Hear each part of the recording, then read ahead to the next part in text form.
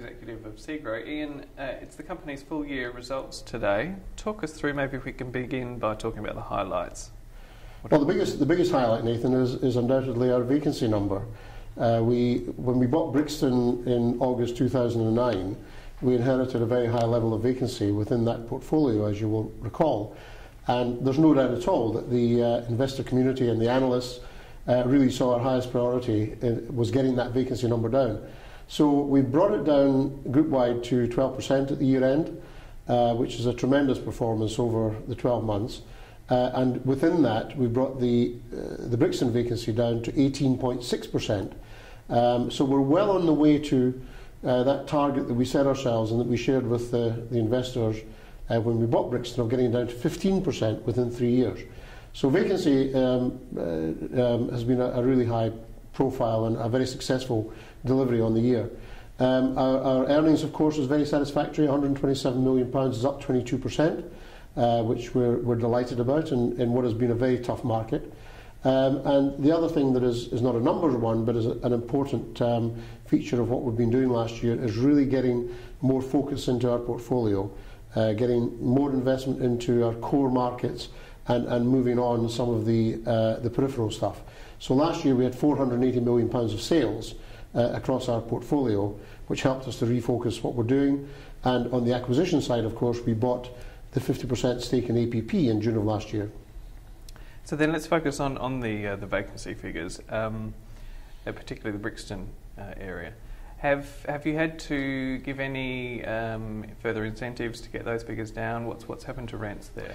Well, we've done rather well. Rents on the transactional deals that we did, in other words, the new leases we signed and the rent reviews that we did, and the lease expiries, the lease renewals that we did, were 0.7% ahead of the December 09 ERVs. So we actually did rather well. On the incentive levels, 2009 saw incentives increase quite a bit. Traditionally in our sector, incentives have run at between 5 and 10% of the total lease period. In 2009 they rose to over 11%, and they've held at that level through 2010.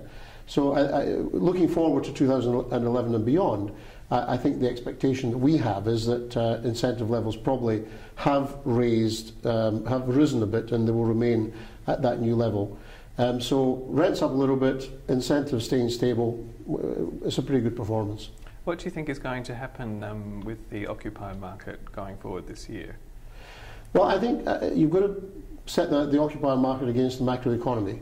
And the macroeconomic outlook for the year in the UK is, I think, pretty positive. Double dip now seems like a distant memory, and I think most people are expecting the economy to gently grow.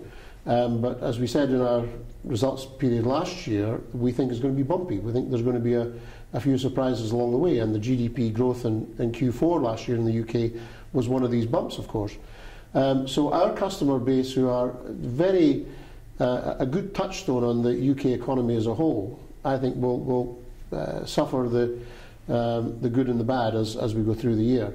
Across in continental Europe, I think southern European countries, sovereign debt problems that they've got, and the sovereign debt problems in Ireland, of course, don't really impact on us directly because we're not in those countries. But if the euro comes under continuing pressure and the eurozone has a difficult time because of that sovereign debt, then that could have an impact on us. But at the moment, it looks like things have settled down, and that the wave of sovereign debt crisis has probably slowed down. You've mentioned in the results that during the year the company had a focus on shifting its strategy in continental Europe. Can you just elaborate on that further? What's happening? Yes, we've been in continental Europe for many years, Nathan. We've been there for over 40 years, so we're not new. But it's only in the last 3 or 4 years that we've really grown our business there. And in order to grow our business quickly during that period, we did buy in a lot of locations that we have discovered over the 2 years or 3 years of the recession are places that we probably don't want to be long term. So we've spent the last year revisiting the whole of our strategy for our European investment, and we've homed in on the markets that we want to be in the longer term. And just as in the UK, where we've clustered around key great economic locations, we're going to be doing the same in Europe. So we're selling off the stuff on the periphery, and we're buying in Paris, in Dusseldorf, in Milan, in Frankfurt, and in Warsaw and Poznan in Poland. So we're very focused on where there's strong economic conditions and where we already have a brand name.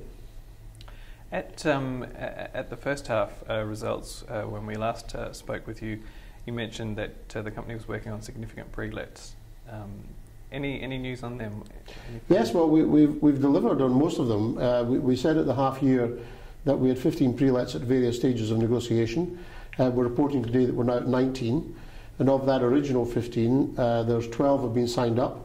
8 of them are now on site. 4 are about to go on site. And we've got another 7 that have been through our internal approval processes and are at a very advanced stage of negotiation. So the pre-let market is continuing to be very strong for us, and it's right across our geographies, Nathan. Of the ones that we've signed up and the ones that are prospectively going to be signed up, it's split pretty evenly between the UK and continental Europe. So we're seeing that demand continuing, and it's an important market for us because pre-lets are usually for bigger developments with the bigger companies, and it's a very attractive investment opportunity for us. Just finally, in a separate announcement, the company announced the departure of Ian Sutcliffe. Can you tell us what's happening there? Any news on replacements yet, or is that too early?